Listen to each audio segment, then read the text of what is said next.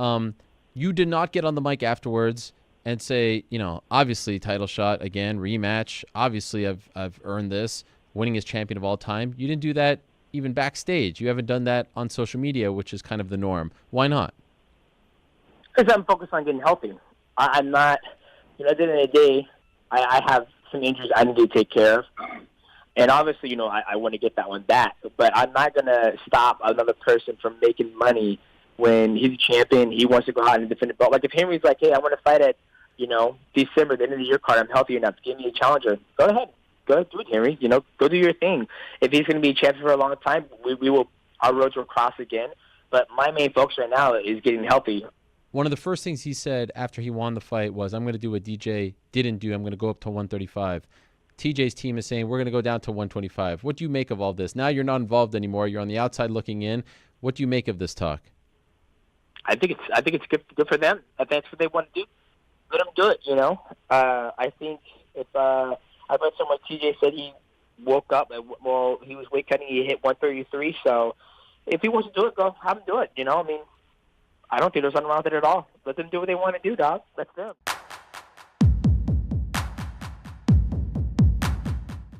Options are on the table. I like the 205-pound matchups. It just depends on what happens with DC, Gustafsson, and somehow John Jones comes back after he's suspended for 4 years. I mean, come on. The sport is starting to get a little jokey. Man, I'm just sick of it. Washing Brock, washing John. You're going to get down to real business. These guys, they should be suspended for a long time. People are learning how to cheat the system. You saw it is owned by the UFC. I like fighting clean. I've always fought clean. I want to fight clean people, and I want to fight fair. Would you fight John Jones if he came back?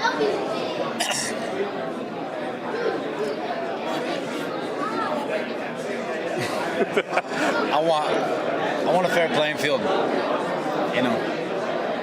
USADA's got to step their game up and be what they were in the beginning, because in the beginning it seemed like they were doing their job. Now it seems like they're being owned. So, sad to see, but hopefully they can correct itself and we can get on the right path. So, I'm sick of it all, but I love it all at the same time.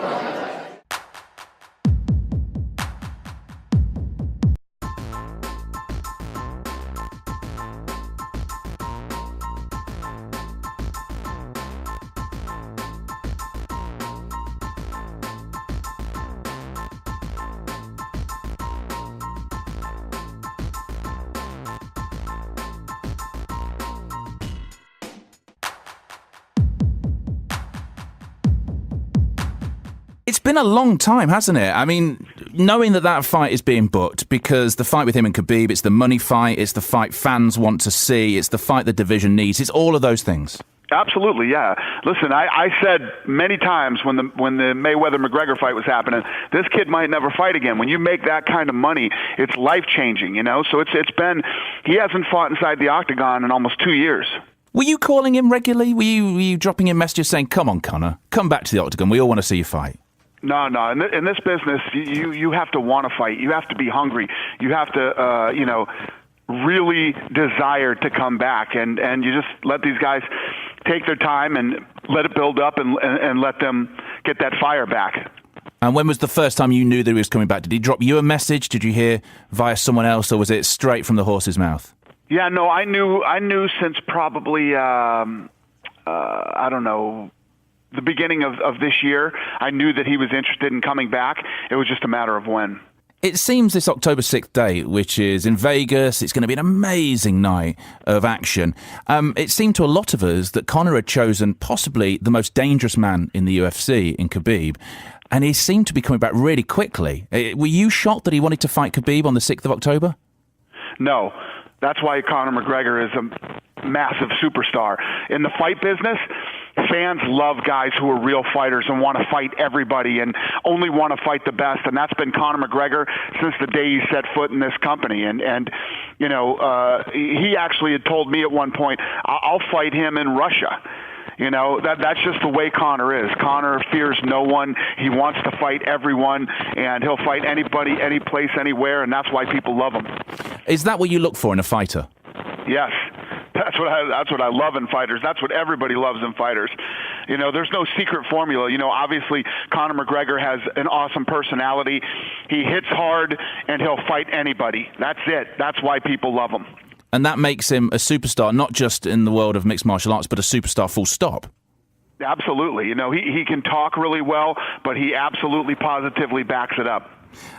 It's been commented on by a lot of people that the bus attack that he went through in New York has gone from something that was disgusting to mixed martial arts to part of the promotional hype for this fight.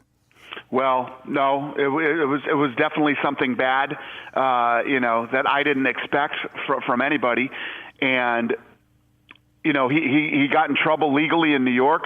He had to go, you know, to court and hire lawyers and go through lawsuits and all kinds of stuff that goes along with something like that. And, yeah, obviously going into the fight, it's definitely part of the storyline.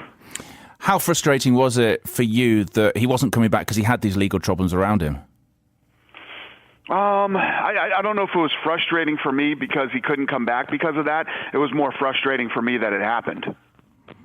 Have you, since that's happened, have you tried to change maybe the way security is or the way that fight nights happen so it can never happen again, not with Conor, not with anyone else? No, because the way that this happened, our security actually did a great job during that whole thing. You know, it was at a time when people were loading onto the buses, everything was over. You know, everything was over. And if you look at how much my staff was outnumbered, they actually did a great job in containing that and keeping anybody from getting seriously injured. He does have very long arms. That's going to give Tyron Woodley a lot of problems. I don't care what he says.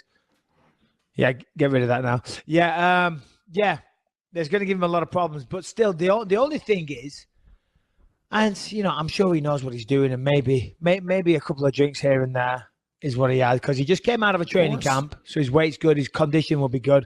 So he doesn't need to do like a full-on 8-week kill myself camp. That's the benefit of going back-to-back fights. You know what I mean? You're already there. You've lost the weight. You've done the hard work. You've got the cardio. Yeah, of course, you tailor things for each opponent. You know, maybe you'll do some more wrestling, more jiu-jitsu, whatever it is. But the physical work of the getting in shape, losing the fat, and getting your cardio, that's done. That's there. So you're already at a head start. So that will be beneficial. Tyron Woodley, on the flip side, as we've said, he's been on the sidelines for over a year now. So, but he's a professional as well. He's not a guy that lets him get himself out of shape. In fact, Tyron Woodley, I'll tell you a story. We were, you know, when you look at him, he's not a big guy. And when you saw Woodley and Till square up, it was a case of, holy shit. Yeah. Darren Till is massive compared to him. And he is. But when you see Tyron Woodley with his shirt off, it's a different matter. He's a god. We were getting changed. Dude. Yeah, we were getting changed at the Fox Studios once. And we were just chatting away, and he takes his shirt off. And I look back, it's like, holy shit. He's like a superhero. He really is. He's back, and he's incredibly ripped, incredibly powerful. So that's where he carries most of his weight. He's not the tallest guy, but, yeah, don't think that height advantage. I mean, he's used to dealing with people that are taller, have a reach advantage, all that. He's done that time and time again. So it's going to be an interesting one. But I'm not sure hanging out outside the clubs, getting into fights is the best preparation. As we've seen, no such thing as bad press, is there something to that? I mean, look, you've been known to have a beer or two. Do you what is your kind of rule with drinking during a fight camp? Because it's not a strict rule that you don't drink. You'll have a glass of wine here or there. I know you've talked about it. Yeah, I mean, I know that Darren. I mean, we don't have a close relationship, and far from it. I've only actually spoke to the guy on a couple of occasions. See, that video might have been he just got back from America. Maybe he's going to have one quick night out with the boys before he goes into camp. Now, remember, I just said he's coming off that fight from Wonderboy. That wasn't that long ago. You know what I mean? And if he's kept himself in shape and all that stuff, then, you know, he could probably get away with one night. Just have a quick night out with the boys and then hit camp hard before he fights Woodley. That's probably what that was. I don't think Till, even though I don't know him, I don't think he's stupid enough to be going out there partying all the way through fight camp. Do guys that was do probably that? a one-off, and then what? Do you know any guys that do that? I mean, I guess without naming names, or maybe there's guys that just don't give a shit that do just party throughout the entire fight camp. Chuck and get Liddell, drunk. by all accounts, was notorious for it back in the day.